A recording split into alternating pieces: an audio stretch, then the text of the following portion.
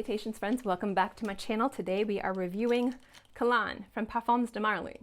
Yes, it's a sample, it's not a bottle, but I wanted to review this for you guys because I've been wearing this and I have real thoughts about this fragrance. So if you'd like to know what I think, then keep watching. Now, for transparency purposes, that little sample came to me via a purchase that I made from a website. I think it was either Fragrance X or Max, or I don't remember what website I purchased, but I have that sample and I've had 2 of those samples. So I've worn through 1.5 samples. So I'm ready to review that for you guys. Now, my name is Kristin. I run this channel called Beauty Meow. I am a fragrance lover and fragrance collector. I use YouTube as a way to interact with other fragrance lovers. YouTube is my hobby and I just love connecting with other people who share my love of fragrance. So if you enjoy fragrance reviews, discussions, chit chats, and the like, there we go, then make sure to subscribe to my channel and don't forget to click the little bell to be notified when I have new videos. Now, YouTube is not my job, obviously. It is a hobby and I am not an expert or an authority. I am just a girl sitting here sharing my love of scent. Now, first things first, I know Parfums de Marly is a super loved cult, like obsessive house within the fragrance community. People have very polarizing opinions on the house. They either super love them or they're like, oh, I do not understand the hype. I enjoy Parfums de Marly, but I only own two little bottles right there. And I purchased both of, actually no, I purchased one of those bottles. The other ones I got in a swap. So I've never been sent anything from Parfums de Marly, and that sample was also not sent to me by Parfums de Marly. I don't disagree or agree with the hype. I think it really depends on the fragrance. The house in and of itself, I think, has some bangers, and other fragrances I'm like, they're all right. But at the end of the day, I think whatever you do with your own money, it's up to you. Now, I will say that Parfums de Marly is very expensive, and when I review very expensive fragrances, I have a criteria. So I don't review like a $300 bottle of perfume. I'm not going to compare it to a $20 bottle of perfume. The other thing I do is when I review fragrances, if you see me use terms like synthetic or if it smells chemically, I'm not talking about like synthetic materials or chemicals. I'm talking about if I say something smells synthetic or chemically, I'm generally saying it smells like Raid or shoe polish or something that you shouldn't put on your skin, like, you know, toilet cleaner or bleach. I'm not sitting here saying synthetic materials are better than naturals or naturals are better than synthetics. It's not what I'm talking about. I'm saying this doesn't smell like something you should put on your skin. And I know a lot of people are like, why do you say it smells like chemicals? I know water is a chemical, but if you see me or hear me say things like that, that's what I mean. And I am going to be mentioning that a little bit in this video. I hope this video is not going to be too long. If you're familiar with my channel, you know I do tend to talk a lot, but that is why I'm here. I want to talk about scents, and with a house like Parfums de Marly, since I don't talk about them too often, I do really want to talk about price point, why I say what I'm doing, and why I came to the conclusion that I did. So TLDR, I really like Kalan, but I don't know if it's something I would add to my collection. So we're going to get into the review. Effective notes for this fragrance, and this fragrance is considered a more masculine shared scent, which means anyone can wear it, and I mean, you can wear whatever you want, but the notes tend to lean more towards the types of fragrances that would be marketed on the men's fragrance aisle, but anyone can wear whatever you want. The top notes, you have blood orange, black pepper, and spices, and we're going to be getting into that black pepper. At the heart, you have lavender, solar notes, orange blossom, absolute, and at the base, you have precious wood, oak moss, and white sandalwood. Now, if you have watched my channel at all, thank you for coming back to another video. I have this reoccurring diatribe where I talk about aromatics being hot and cold as the vibe that they have with the fragrance. So an example of a hot aromatic would be cinnamon. An example of a cold aromatic would be like rosemary or basil. Also, when looking at lavender, lavender is a little chameleon, and it can smell a variety of different ways depending on how, what, where, what lavender. Normally, the best ways I can describe lavender as where people are familiar with it is more of a culinary lavender, which is a little bit more savory, salty. And then you have, and I would say this is more of a warm, and then you have more of a medicinal aromatherapy lavender, and those are more cool vibe leaning. Neither one of these are better than the other. It just depends on the quality of lavender you have, where you get it, how you mix it, things like that. And I would say the lavender in this is more of the cool leaning aromatherapy. And I find that those types of lavenders pair beautifully in more spicy fragrances, especially more peppery fragrances, and more masculine leaning scents, especially woody aromatics. They just go really well together. So I think that this works really well. Now, the opening of this fragrance is what I have the biggest issue with, and it's not because it is bad, but because I find it to not work well with the body of the longevity of the rest of this fragrance. I love the idea of blood orange. I love the idea of spices and black pepper. The black pepper in here doesn't so much smell. I'll give you an example of like a ground black pepper, which is super sharp. This almost smells more if you guys have ever like refilled a pepper mill and you've like opened the pepper mill to refill it and it's empty and you kind of have the oily pepper smell. That's more of what it's smelling like, a little tiny bit more oily. And I think that that works because I think if it was a little bit too sharp, it would smell too chemically. Not that it would in and of itself be a lower quality ingredient in this fragrance, but I think with the lavender and with the spices, I don't think it would be balanced and it would kind of pull off a little weird and not work well. So I like that it's more of the oily, almost full peppercorn and not like a crushed peppercorn smell. The issue I have with this has to do with how quickly the top notes go away. The opening just disappears.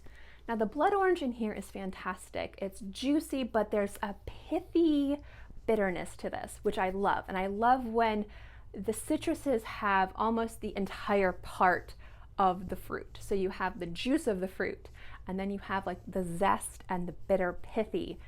And when that all comes together, when you have that whole fruit, it's a fantastic experience that works really well in telling like this olfactive story of this fruit being a part of this fragrance. It works so good. I love it when perfume houses and fragrances have that. The problem I have is that when that pithy bitterness goes away, quite literally almost instantly, most of the top notes go away except for the pepper.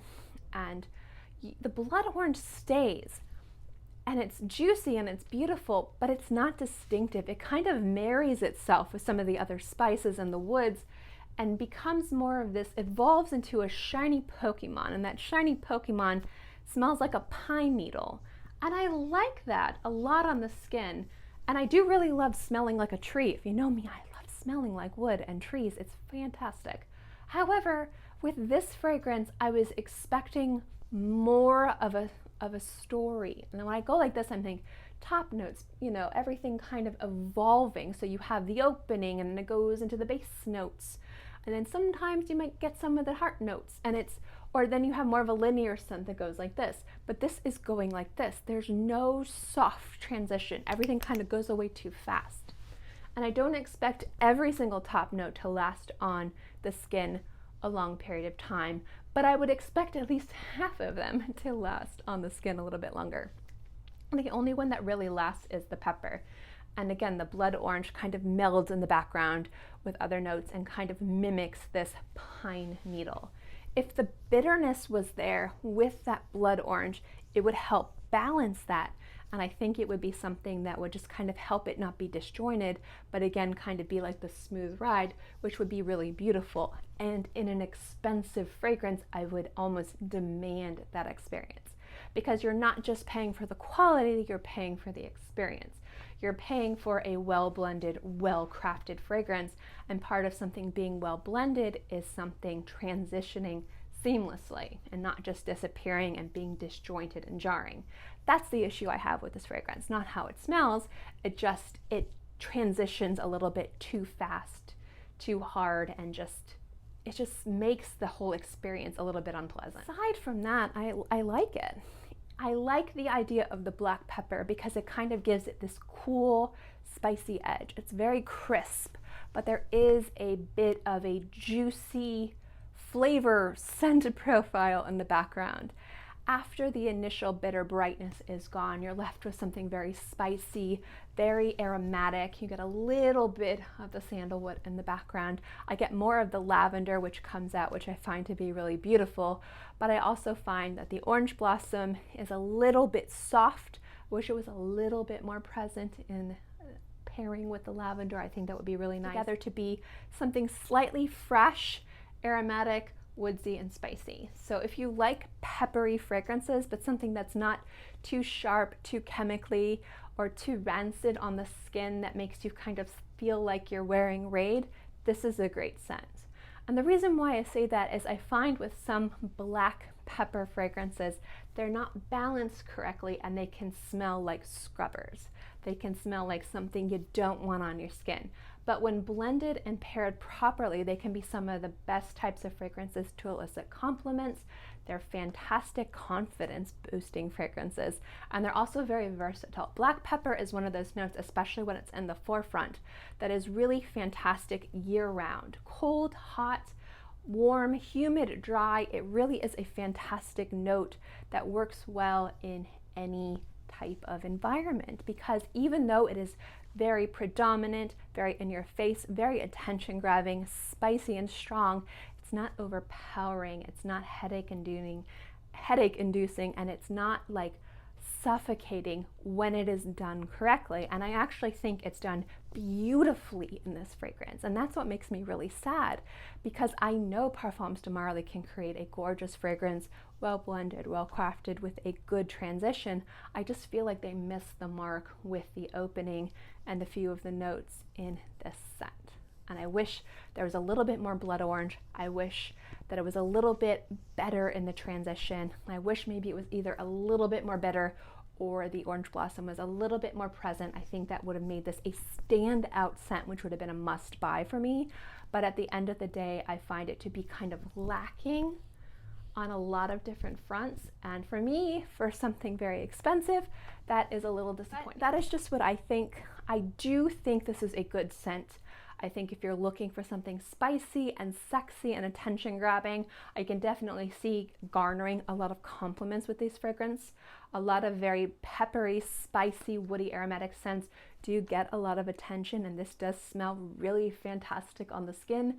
Again, my biggest issue has to do with the blending and the overall experience with how this fragrance develops on the skin. And I know that this house can do it, which is why I'm being a little bit more hard on this house than I would on another house. Also because this house is very expensive. But at the end of the day, Kalan is a nice scent. I have been enjoying wearing through my samples. And at the end of the day, I don't know if this is something I would add to my collection, but I might add it to my collection because I haven't found a really good black pepper dominant scent that works as well on my skin as this fragrance has. One of the worst scents ever on my skin that was a scrubber that I threw away was a black pepper dominant scent. So the fact that this is such a gorgeous, spicy, peppery scent, I find to be really attractive and something I would love to add to my collection. I'm just a little hesitant because I wish that the opening was not as jarring and worked a little bit better with the rest of the fragrance. That's my thing, and I wish it was just a little bit more well blended. It would make the whole experience definitely more enjoyable. But at the end of the day, that's just how it works on my skin with my body chemistry and my environment, and I don't dislike it, but I wish for the price it was just a little bit better. But I would love to know what you guys think. Have you tried this fragrance? Do you agree with my review? Do you disagree with my review? Let me know in the comment section below. As always, guys, thank you so much for watching this video. I hope you enjoyed it, and I will see you next time. Bye.